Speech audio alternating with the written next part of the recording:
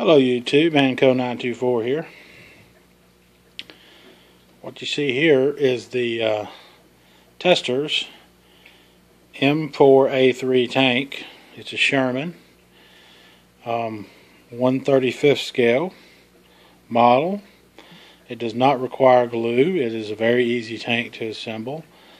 And what we're doing with this tank is I did not like and do not like molded plastic tanks. They're not realistic looking, so I bought this tank to use in a diorama that I'm making with a tiger tank. So we went ahead and purchased some Testors spray enamel, Flat Olive Drab, which is very similar to what the Shermans were actually sprayed with. And after the factory paint faded on the Shermans, this is probably more accurate to what they look like based on my research. So we sprayed the chassis and the hull and the turret. We've also sprayed some of the running gear. We're going to do the road wheels separate with some acrylic enamel that very closely matches the olive drab. We actually thought about making this one of the captured Shermans that the Germans used in the Battle of the Bulge, but I've decided that we'll just go with the American version.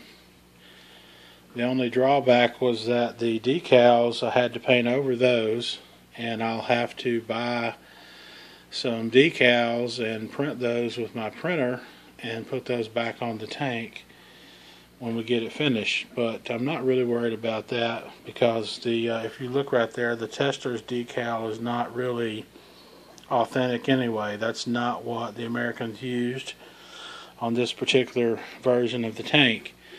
Now what you're going to see in some future videos is we're going to paint some of the things on the tank, like the machine gun and the storage crates and the road wheels, with some different colors.